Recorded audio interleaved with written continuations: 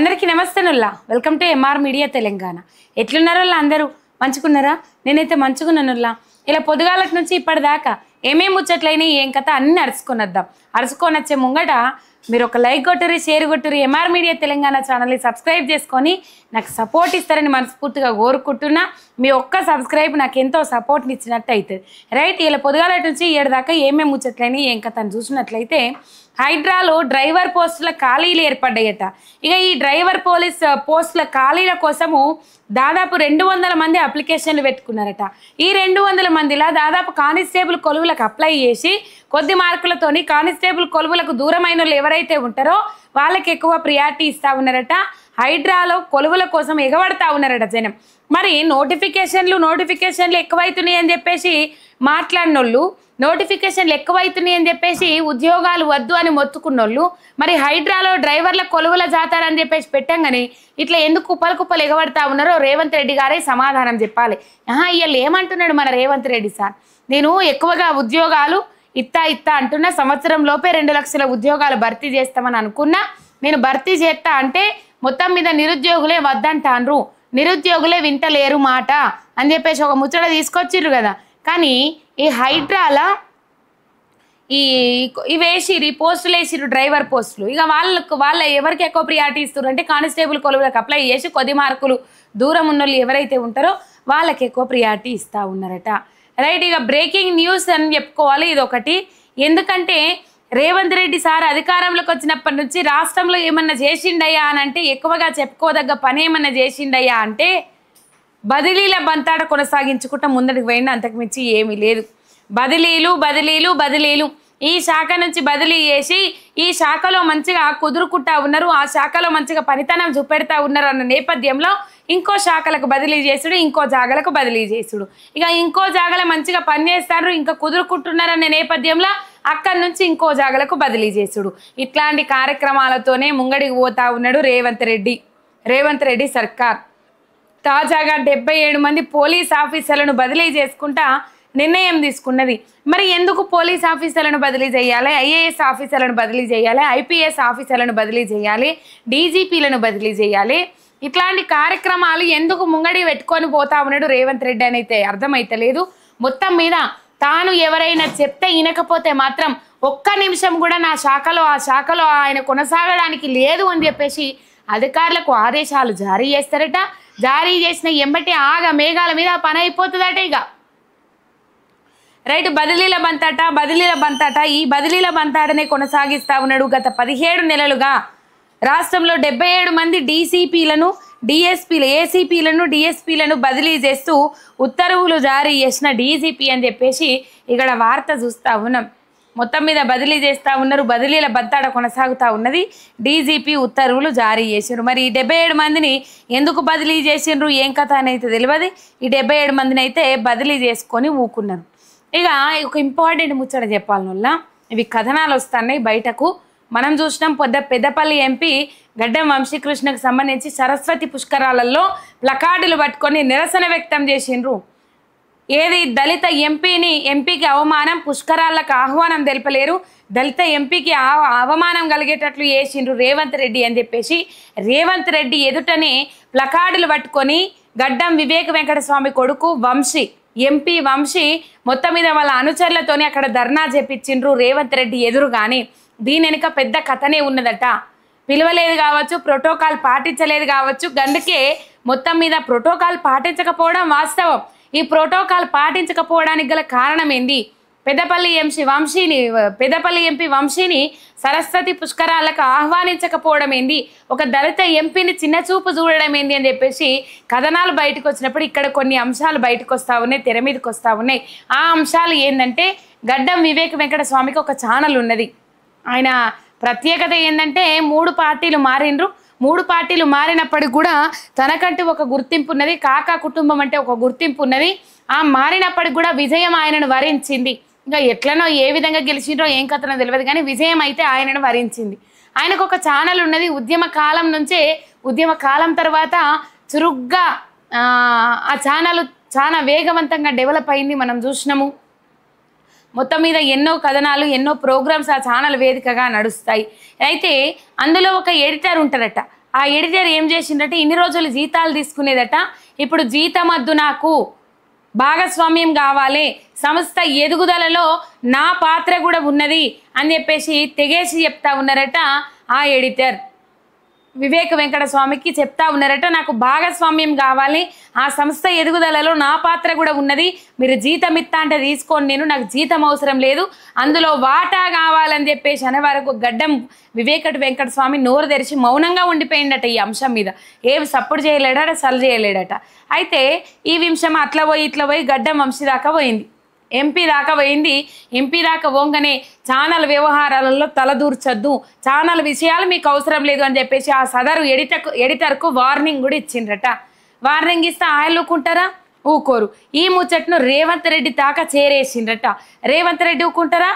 ఊకోడు. అబ్బా మనకే ఎదురు తిరుగుతానరా ఇయ్యల్లా అని చెప్పేసి ఏదో ఒక చర్యలు తీసుకోవాలని చెప్పేసి మంత్రివర్గంలో కొంతమంది మంత్రులకు, ఆ జిల్లా ఇన్ఛార్జ్ మంత్రులు కానీ లేకపోతే ఇంక కొంతమంది మంత్రులకు ఎంపీని అన్ని అధికారిక కార్యక్రమాలకు దూరంగా ఉంచండి, దేనికి ఇన్వైట్ చేయొద్దు, ఏ కార్యక్రమానికి విలువద్దు, ఏ కార్యక్రమాలు ఆయన చేతుల మీద జరగడానికి లేదా ఆయనకు ప్రియారిటీ ఇవ్వాల్సిన అవసరం లేదు అని చెప్పేసి కొంతమంది ఎంపీలకు రేవంత్ రెడ్డి చెప్పిండట. ఈ కథ దాంట్లో భాగంగానే మొన్న సరస్వతి పుష్కరాలకు పిలవలేదట రేవంత్ రెడ్డి, కావాల్సుకొని పిలవలేదట గడ్డం వంశీకృష్ణను, పెద్దపల్లి ఎంపీను.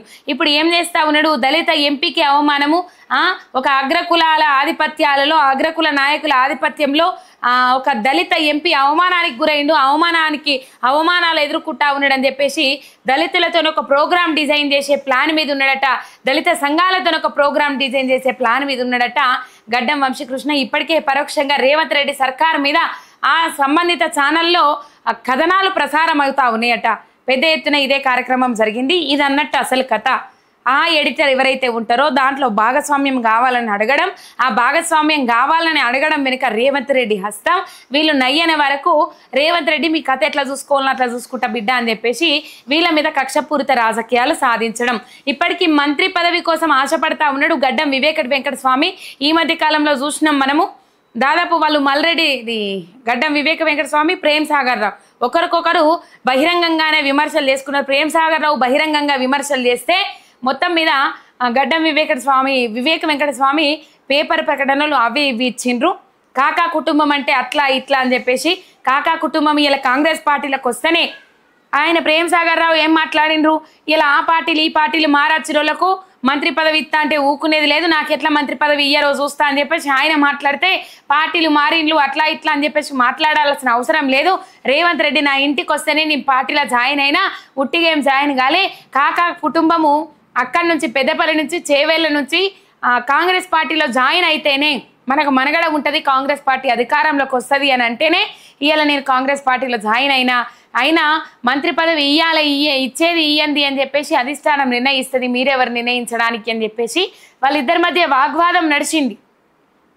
దమ్ముంటే బహిరంగ పోటీలో నన్ను ఓడించు అని చెప్పేసి కూడా సవాల్ ఇసిరిండు గడ్డం వివేక వెంకట స్వామి.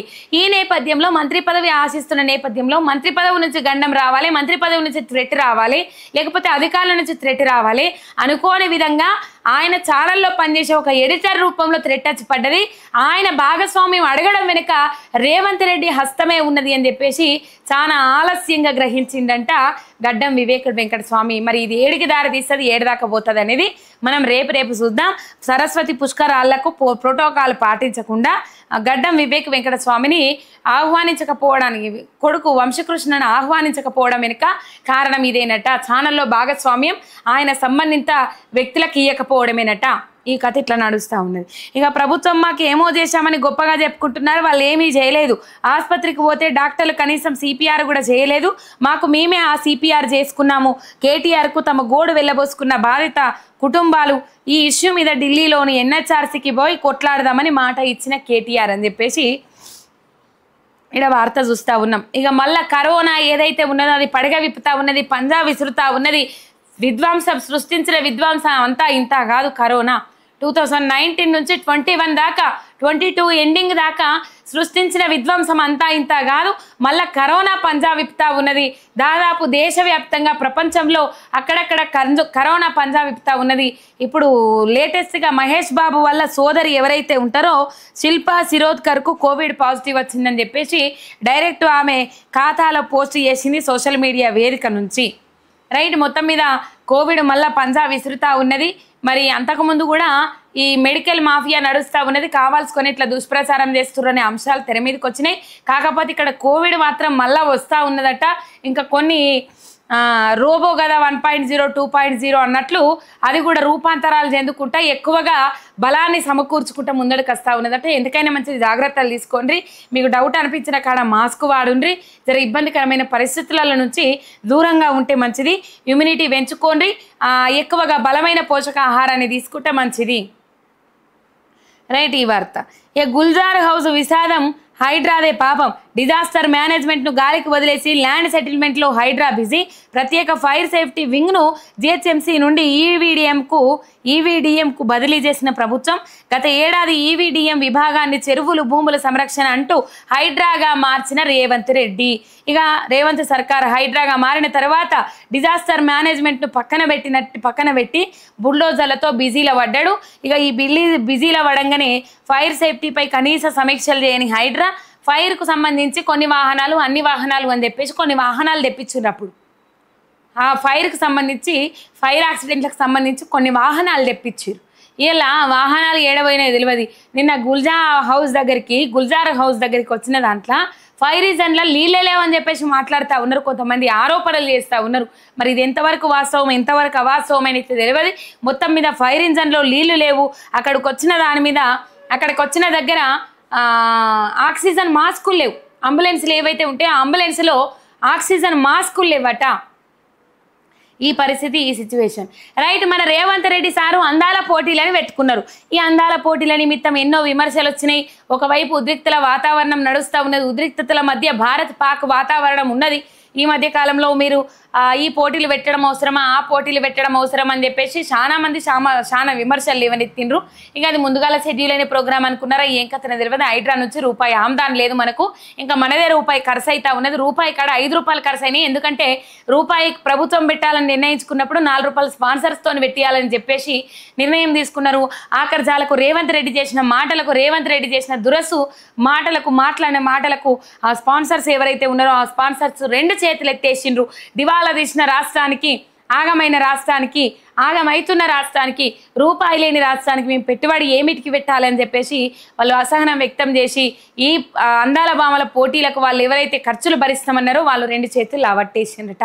ఈ కథ ఇట్లుంటే ఈ అందాల భామల పోటీలు రేవంత్ రెడ్డి సారులు పెట్టుకున్న తర్వాత ఇక్కడ ఈ అందాల భామల పోటీల వల్ల అందాల భామలు అడ్డంగా బుక్ చేసిండ్రు రేవంత్ రెడ్డిని అని చెప్పుకోవాలి.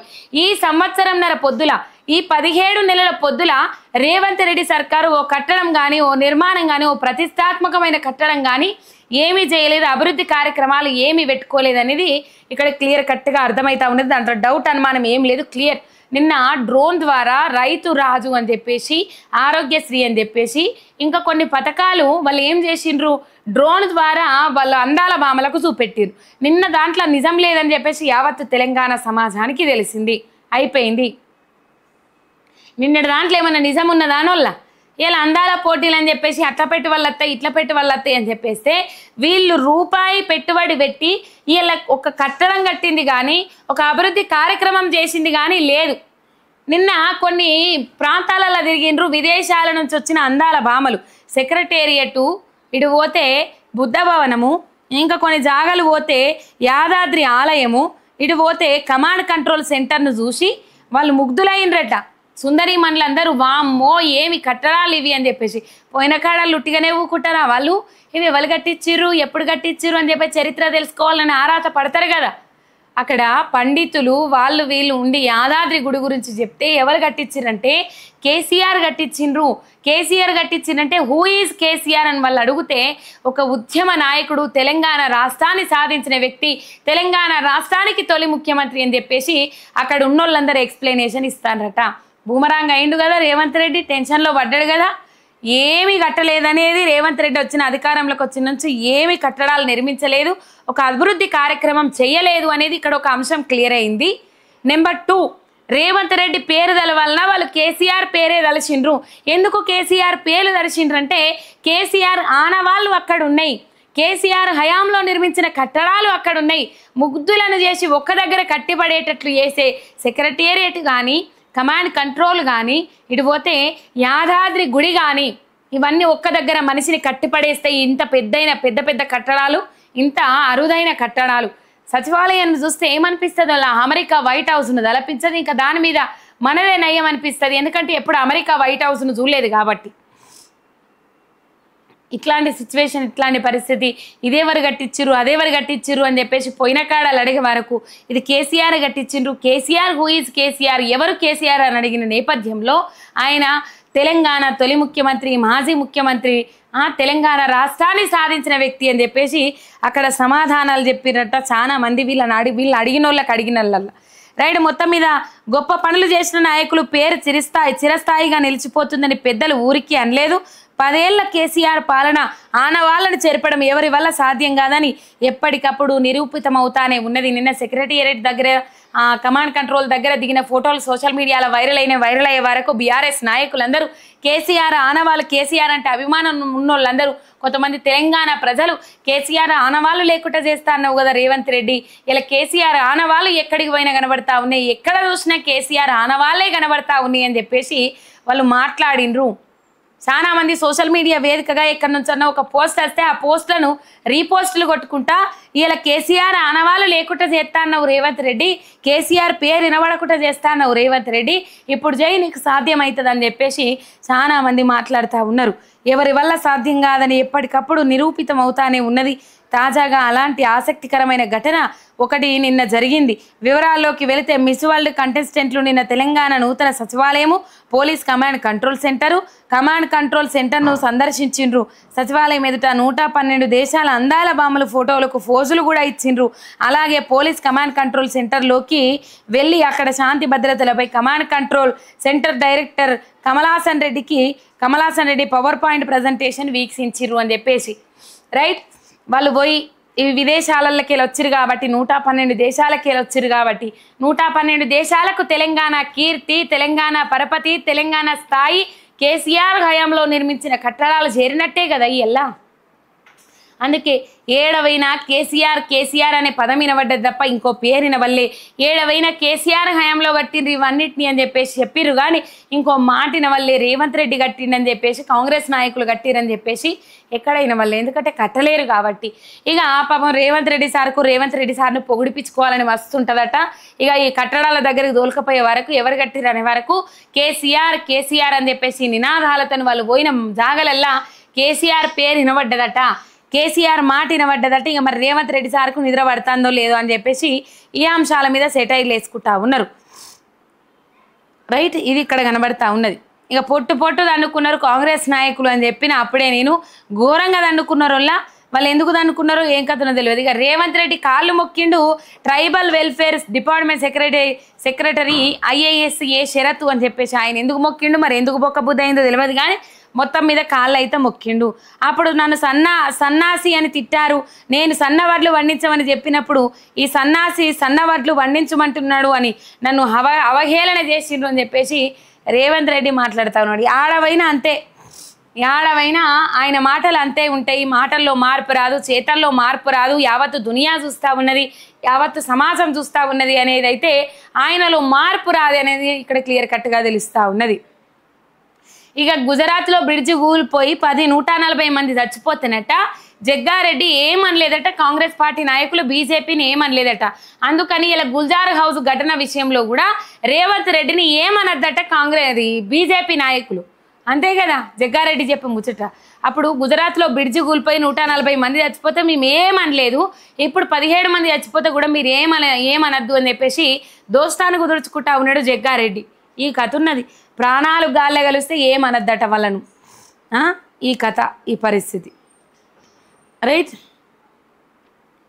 ఇక తన్నుకున్న కాంగ్రెస్ నాయకులు బషీర్బాగు ప్రెస్ క్లబ్లో ఘోరంగా తన్నుకున్నారు. Indian National Trade Union Congress అని నేను అది ఒకటి కట్టు పెట్టిన ఆల్రెడీ. మొత్తం మీద ఇయ్యాల గుల్జార్ హౌస్ ఘటనా ప్రాంతానికి బీఆర్ఎస్ వర్కింగ్ ప్రెసిడెంట్ కేటీఆర్ చేరుకున్నారు. ఆ బాధితులు ఎవరైతే ఉంటారో, కుటుంబ సభ్యులను కోల్పోయిన బాధితులు ఎవరైతే ఉంటారో వాళ్ళని పరామర్శించొచ్చిండ్రు, వాళ్ళకు ధైర్యం చెప్పిండ్రు. ఇక మొత్తం మీద వాళ్ళకు సరైన వైద్య సేవలు అందలేదు, అంబులెన్స్ సౌకర్యం తొందరగా లేకుండే, అందులో మాస్కులు లేకుండే, అందుకే ఇంత ప్రాణ నష్టం జరిగింది అని చెప్పేసి ఇక కేటీఆర్ చాలా అంశాలు మాట్లాడిరు. పాత బస్తీలోని గుల్జార్ హౌస్ అగ్ని ప్రమాదంలో మరణించిన వారి కుటుంబాలకు 5 లక్షలు కాదు 25 లక్షల నష్టపరిహారం ఇవ్వాలి. ఈ కుటుంబంలో జరిగిన విషాద ఘటన ఇంకోటికి జరగకుండా ప్రభుత్వం చర్యలు తీసుకోవాలి. 3 తరాలు పోయినాయటనుల్లా, 1 కాదు 2 కాదు 3 తరాలు. నేను, నా తర్వాత పిల్లలు, వాళ్ళ పిల్లలు ఇట్లా 3 తరాలు వెళ్ళిపోయినాయట. 3 తరాల మంది చనిపోయిరట పాపం. 150 ఏండ్ల నుంచి ఆ తరాలు అందులోనే ఉంటున్నాయట. ఎన్నడూ జరగలేదు అంటే ఇలా జరిగింది. ఘోరమైన నష్టం జరిగింది కదా, ప్రాణ నష్టం జరిగింది కదా. అందాల పోటీల మీద పెట్టి ఖర్చు ప్రజల ప్రాణాలు కాపాడడానికి కూడా పెట్టాలి. హోంశాఖ మంత్రి రేవంత్ రెడ్డి ఘటనా స్థలానికి వచ్చి బాధితులను పరామర్శించాలి. ఇంట్లోనే ఉన్నాడట నొల్లా. నిన్న పొద్దంతా ఆయన హోంశాఖ మంత్రి కదా, హోంశాఖ ఆయన దగ్గరనే పెట్టుకున్నాడు. రక్షణ శాఖ ఇలా పరామర్శించాలని తెలియదా, సంఘటన స్థలాన్ని పరిశీలించాలని తెలియదా? ఇగో అందుకే బీఆర్ఎస్ వర్కింగ్ ప్రెసిడెంట్ కేటీఆర్ మాట్లాడుతూ ఉన్నాడు. ఈ అంశాల మీద ఒకసారి ఇనుర్రి. కాంపెన్సేషన్ ఒక 5 లక్షలు ఏదో ఇచ్చి చెప్తున్నారు. మేము కూడా ప్రభుత్వాన్ని ఒకటే కొడుతున్నాం, చచ్చిపోయినాక కాంపెన్సేషన్ ఒక 5 లక్షలు ఏదో ఇచ్చి చేతులు దులుపుకున్నాడు కాదు. భవిష్యత్తులో ఇంకెవరు చావకుండా చూడండి. భవిష్యత్తులో ఎవరికి ఇట్లాంటి దుర్మార్గమైన పరిస్థితి, ఇంత ఘోరమైన పరిస్థితి రాకుండా చూడండి. దయచేసి మీరు చేస్తున్నారు కొన్ని పనులు, ఇంకా మంచి పనులు చేయండి. అందాల పోటీలని వాటి మీద పెట్టిన శ్రద్ధ దీని మీద కూడా పెట్టండి. వాటి మీద పెట్టే ఖర్చు ఇక్కడ కూడా పెట్టండి. ఇక్కడనే కాదు, ఒక ఓల్డ్ సిటీ అనే కాదు, హైదరాబాద్ అనే కాదు, రాష్ట్రంలో ఏ మారుమూల పల్లె గాని పట్టణంలో గాని యాక్సిడెంట్ అయ్యింది అంటే వెంటనే ప్రాణాలు కాపాడుతందుకు కావాల్సిన సరుకు సరంజామా, మనుషులు, ట్రైనింగ్ ఇవన్నీ ఉండాలి. అవన్నీ ఉండకపోతే ఉత్తరాయణ వచ్చినాం పోయినామంటే కరెక్ట్ కాదు. ముఖ్యమంత్రి గారు కూడా వచ్చేది ఉండే, కనీసం వచ్చి చూస్తే, ఎందుకంటే ఆయననే హోంమంత్రి, ఇంకొకరు ఎవరు లేరు. మరి ఆయన కిందికే ఫైర్ డిపార్ట్మెంట్ వస్తుంది, ఆయన కిందికే హోంశాఖ వస్తుంది. ఆయన వస్తే అధికారులు కూడా అప్రమత్తంగా ఉంటారు, అధికారులు కూడా చేస్తారు. వాళ్ళు తనలాడుతున్నారు. పోలీసు వాళ్ళు, మున్సిపల్ అధికారులు వాళ్ళు పాపం చేసే కాడికి చేస్తున్నారు. కానీ పైన వాళ్ళు పైసలు ఇవ్వాలి.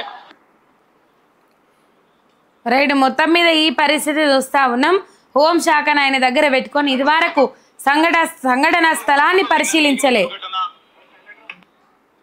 హైదరాబాద్ చరిత్రలోనే అతి कहना चाहूंगा और आखिरी में मैं इतना ही डिमांड करूंगा कि जो कल एक्सग्रेशिया अनाउंस వెంటనే మాజీ మంత్రి తలసాని శ్రీనివాస్ యాదవ్ కూడా ఇక్కడికి వచ్చి పరిశీలించారు. రైట్, మొత్తం మీద నిన్న చాలా మంది పరిశీలించిండ్రు.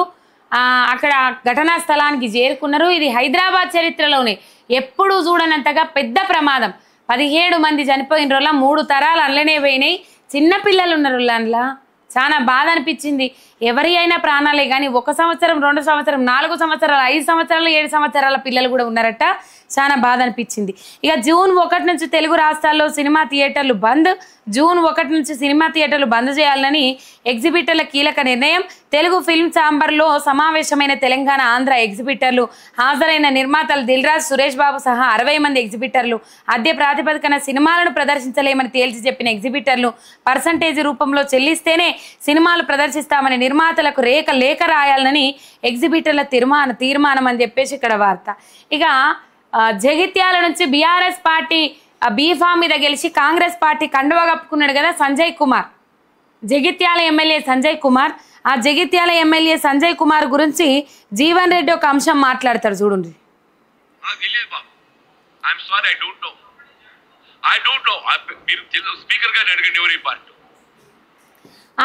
ఆయన ఏ పార్టీ అనేది స్పీకర్ గారిని అడగండి అని చెప్పేసి ఇక్కడ వార్త. ఇక ఉపాధి హామీ నిధులు విడుదల చేయాలని సీఎం రేవంత్ రెడ్డి ముందు గోడు వెళ్ళబోసుకుంటా ఉన్నారు వాళ్ళు.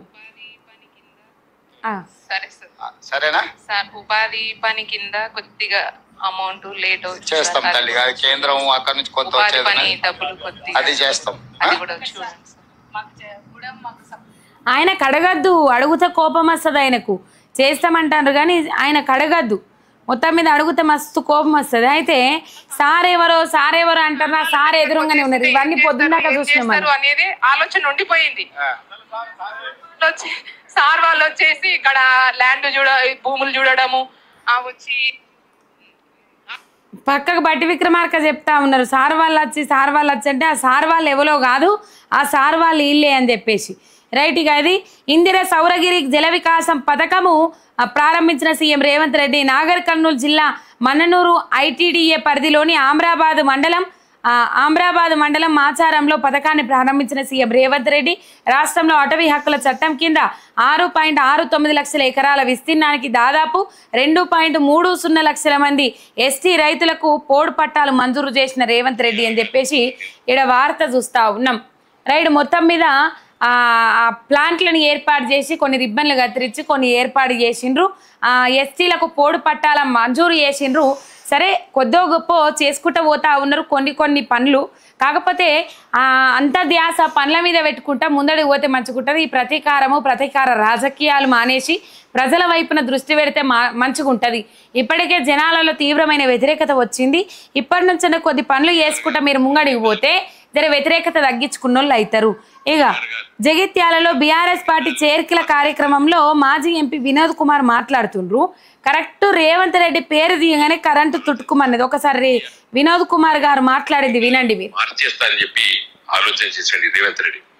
ఇలాంటి పనులు చేసి పెట్టండి కాబట్టి ఏమైండు తుప్పు పట్టిండు కరెంటు తుట్టుకోమన్నది కదా. రైట్. కరెంటు తుట్టుకోమన్నది రేవంత్ రెడ్డి గురించి మాట్లాడే క్రమంలోనే. ఇక ఇవాళ నాగర్ కర్నూలు జిల్లాలో ముఖ్యమంత్రి రేవంత్ రెడ్డి పర్యటన అయిపోయింది. హైదరాబాద్ నుండి హెలికాప్టర్ వేసుకొని పోయిన రోజులు ఉత్తగా ఓరు వాళ్ళు ఎందుకు పోతారు చెప్పుర్రి. వాళ్ళకి హెలికాప్టరే ఉన్నది, వాళ్ళ ఆననే అంటుర్రు అందరూ. ఆల్రెడీ షేర్ ఆటోల కంటే అధ్వానంగా వాడుతారు హెలికాప్టర్ను అని చెప్పేసి. అట్లనే మొన్నటిదాకా మంత్రులు తిరిగిండ్రు, ఇప్పుడు ముఖ్యమంత్రి వంత వచ్చింది. షేర్ ఆటోల కంటే అధ్వానంగా వాడతారు హెలికాప్టర్లు అని చెప్పేసి మాట్లాడుతూ ఉన్నారు. అండ్ వాళ్ళ దాంట్లో వాళ్ళ మంత్రులే దామోదర రాజనరసింహ తీవ్రమైన అసహనం వ్యక్తం చేసిండ్రు కాంగ్రెస్ నల్లగొండ ఖమ్మం మంత్రుల మీద. హెలికాప్టర్లు వాడాలన్నా హెలికాప్టర్లు కొనాలన్నా వాళ్ళే అని చెప్పేసి దామోదర రాజనరసింహ తీవ్రమైన అసహనం వ్యక్తం చేసిండు. ఇక ఇంకో అంశం చెప్పాలి ఇక్కడ. ఇందిరమ్మ ఇండ్ల లబ్ధిదారుడు ఎవరైతే ఉంటారో ఆ లబ్ధిదారుణ్ణి ఒక డ్యాష్ ఏమనాలి ఇక మరి నాకు ఇక్కడ మాటలు వస్తున్నాయి. వెనక నుంచి వచ్చి కుర్చీని పొట్టున పట్టునదన్నిండోళ్ళ ఆడ కూర్చున్న వ్యక్తిని ఏమనిపించిందో ఏం కథను ఇగో తన్నుడు తన్నిండు. ఒకసారి చూడుర్రి మీరు. ఆయన ఇందిరమ్మ ఇళ్ళ లబ్ధిదారుడట, ఇందిరమ్మ ఇండ్లు వచ్చిన వ్యక్తి అట. ఇక నిన్ననేమో ఒక జాగాల కాంగ్రెస్ నాయకులు ఇందిరమ్మ ఇండ్ల పంపిణీలో అవకతవకలు జరిగినాయి అని చెప్పేసి వాళ్ళ చెప్పులతో కొట్టుకున్నారు. ఇక ఇక్కడ తంగెలపల్లి బద్దనపల్లి కాడ మొన్న ఒక మహిళా అధికారిని పంచాయతీ అధికారిని తీవ్రమైన ఇబ్బందులు పెడితే ఆమె లేఖ రాసి రిజైన్ లెటర్ ఇచ్చి పాపం తిరుపతికి పోయింది ఆమె. ఎందుకంటే మేము చెప్పిన వాళ్ళకే ఇల్లు ఇవ్వాలని చెప్పేసి కాంగ్రెస్ నాయకులు ఊక వేధింపులకు గురి చేస్తున్నారని చెప్పేసి. ఇక ఇక్కడనేమో ఇందిరమ్మ ఇండ్ల లబ్ధిదారిని రాజన్న సిరిసిల్ల జిల్లా తంగలపల్లి మండలం రాళ్లపేట గ్రామానికి చెందిన బాలసాని శ్రీనివాస్ గౌడ్ అనే వ్యక్తికి ఇందిరమ్మ ఇల్లు మంజూరు అవ్వగా ఇంటి నిర్మాణం కోసం ముగ్గు పోసుకున్న లబ్ధిదారుడు తనకు చెప్పకుండా ముగ్గు పోసాడని ఆగ్రహంతో లబ్ధిదారుడితో గొడవపడగా ఒకరు జోలికొకరు వెళ్ళకూడదని తీర్మానించిన గ్రామ పెద్దలు దీంతో మరింత ఆగ్రహంతో రెచ్చిపోయి శ్రీనివాస గౌడ్ను కాలుతో తన్ని దుర్భాషలాడిన కాంగ్రెస్ యువకుడు. మరి వీళ్ళకి అధికారం రాగానే కొమ్ములచ్చినాయి అనుకుంటుర్రా? అధికారం రాగానే మితిమీరిపోతా ఉన్నాయి. వీళ్ళ ఆగడాలకు అడ్డు అదుపు లేకుండా పోతా ఉన్నది. మొత్తం మీద కాలుతో దన్నిండు పాపము. చాలా బాధ అనిపించింది ఈ అంశాన్ని చూస్తే. ఇక వీళ్ళది ఇట్లున్నది కథ.